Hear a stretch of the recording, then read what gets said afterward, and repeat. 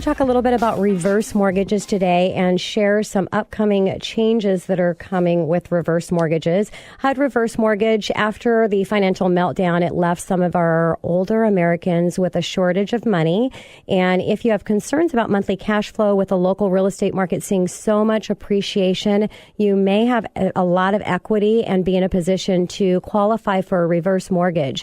This program allows you to withdraw some of the equity from your home with no monthly payments outside of paying taxes, which we're going to talk about. If you're a senior, this can supplement Social Security, meet unexpected medical expenses, or any other expenses that you may need assistance with. And a reverse mortgage is a special type of home loan that lets you convert a portion of your equity into home equity that you have in your house into cash. Now, there are reverse mortgage requirements that are changing on March 2nd of this year. The first one, new financial assessment requirements will take effect again March 2nd of 2015. Prior to 2015, the mortgage that you were taking out, borrowers did not have to go through an income or asset qualification as you do for a customary loan or a forward mortgage or a traditional mortgage that you would take out. But after March 2nd, you will now undergo a financial assessment conducted by the lender, and this will include reviewing your credit. So the financial assessment is geared towards making sure that you can meet the ongoing payments associated with the home ownership, including your homeowner's insurance and property taxes and any other type of maintenance that you might have coming up on the home. Again, you're not making a mortgage payment per se for this loan, but all of the expenses of maintaining the house are a requirement. So they want to make sure that you can qualify for that. If you have past delinquents, those delinquencies will be considered from the lender as part of the actual assessment. So that's the first change. The second change, you'll now need more documentation as part of the financial assessments. Lenders will need to collect documentation in order to underwrite the reverse mortgage and to ensure that you meet the necessary financial criteria. That may mean gathering tax returns, documentations of assets, anything that you own. Again, debts and looking at your credit history is going to be part of that. So there might be some documentation for that as well.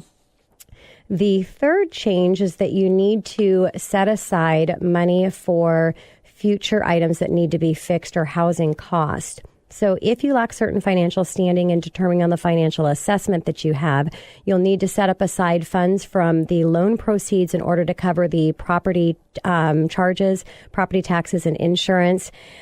This life expectancy set aside, it's called LESA, is a fund specially designated for those payments and kind of traditionally the same as you'd have on a traditional mortgage, set inside an escrow to make sure that those payments are getting taken care of.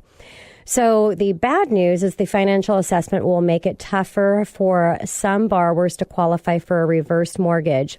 The good news is it makes it tougher for some people to qualify for the reverse mortgage. So you want to make sure that you're in a good financial situation and that this loan actually makes sense for you. So I think it's really great news that these changes are coming up to protect our seniors and making sure they're making the right decision for their future. Now, to qualify, 62 or older, single-family homes, 1 to 4 unit, townhomes or HUD properties or condos. Properties must be owner-occupied, and the home does not have to be owned free and clear, but there's a percentage of equity that you have to have, the proceeds to make sure that it pays for the reverse mortgage on the current loan balance, and then to meet the new financial assessment requirements taking effect again on March 2nd that I just went through. The benefits, the title of the property always remains in the homeowner's name and will never change ownership. The funds received can be used in any manner, so there's not many restrictions on that. Income received is tax-free and will not affect Social Security, Medicare, or Medicaid benefits.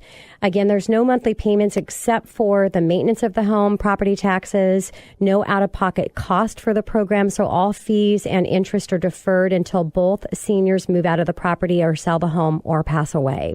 Now, the loan is paid off when both homeowners pass away. you sell the home or choose to vacate the property. So you've got to make sure that you're in a position that you can actually take care of the property, because that's part of the process in staying in your home. The estate or heirs can keep the property once the loan's been paid off. If the home has remaining equity, it goes to the estate or the heirs. And reverse mortgages are considered a non-recourse loan, so the homeowner never guarantees the loan will be paid back in full. If more is owned, if the more is owned on the home when you sell the property, the government is responsible for that. So cash options are available. There's a lot of different options you can choose. You can choose to take a lump sum, monthly installments, a line of credit that allows you to access cash just as you need it, combination of all three, and all payment options, again, are tax-free. So it's a really great program, but like any other program, you need to make sure that it's the right program for you. Consulting with an expert that can walk you through that process is really important. And I say working with somebody that actually is an experienced reversed mortgage. So it's something that they really focus on. I personally don't do reverse mortgages. I would refer to somebody that is an expert in that arena, because it is a really unique product. And I just think that you need to have that extra special attention and care on that product.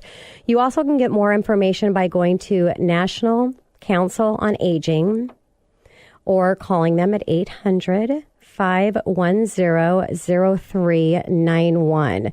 So again, a great program. If you have any questions, you can always call into the show at 1-855-400-1150. Again, that's 1-855-400-1150, or go online to themoneyhour.com.